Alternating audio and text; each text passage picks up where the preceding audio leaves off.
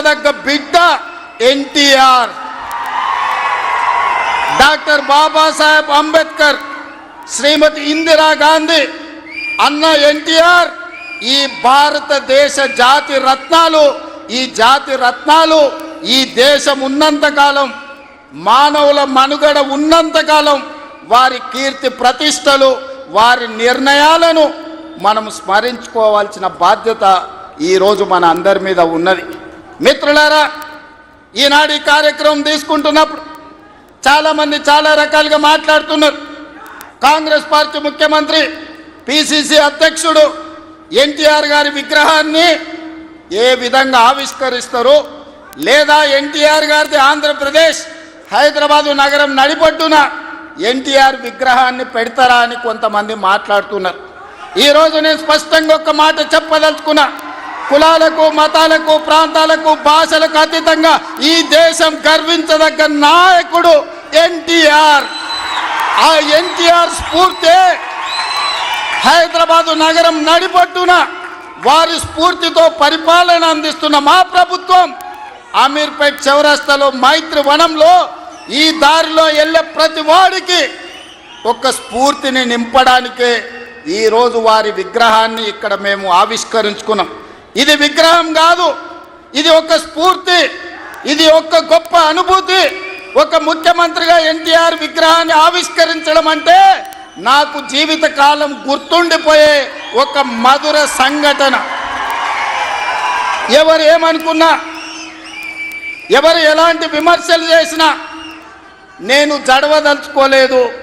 నేను చెప్పదలుచుకున్నా, ఆనాడు శ్రీమతి ఇందిరాగాంధీ గారు ఈ తెలంగాణ ప్రాంతం నుంచి ఒక పివి నరసింహారావు గారిని, ఒక మర్రి చెన్నారెడ్డి గారిని, ఒక పి శివశంకర్ గారిని, ఒక వెంకటస్వామి లాంటి నాయకులను అందిస్తే ఈ తెలంగాణ ప్రాంతానికి అన్న ఎన్టీ రామారావు గారు ఓ మండవ, ఓ తుమ్మల నాయకత్వాన్ని తెలంగాణకు అందించిండు. ఓ మాధవరెడ్డి, ఓ జానారెడ్డి నాయకత్వాన్ని అందించిండు. ఓ దేవేందర్ గౌడ్ నాయకత్వాన్ని అందించిండు. ఓ కడియం సిఆరి, ఒక మోత్కుపల్లి నరసింహుల లాంటి నాయకులను ఈ తెలంగాణకు అందించిండు.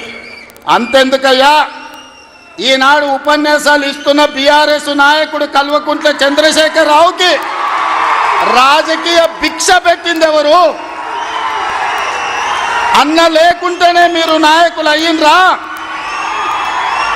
అన్న నీడను బతికిన మీరు అన్నగారి గురించి తక్కువ చేసి మాట్లాడు మీకు మంచిదా?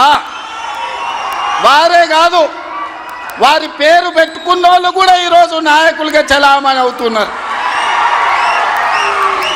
ఆయన ప్రోత్సాహం ఇచ్చి, ఆయన భుజము తట్టి, ఆయన ఒక అవకాశం ఇచ్చిన ఓ తుమ్మల, ఓ మండల, ఓ మండవ, ఓ జానా, ఓ మాధవరెడ్డి, ఓ దేవేందర్ గౌడ్, ఓ కడియం సిఆరి, ఓ మోత్కుపల్లి నరసింహులే కాదు, తెలంగాణలో నాయకత్వాన్ని వహిస్తున్న కల్వకుంట్ల చంద్రశేఖరరావును కూడా ఎన్టీ రామారావు గారికి గుర్తించే రాజకీయ అవకాశాలు కల్పించిన సంగతి ఎవరు మరవద్దు. ఇది చరిత్ర.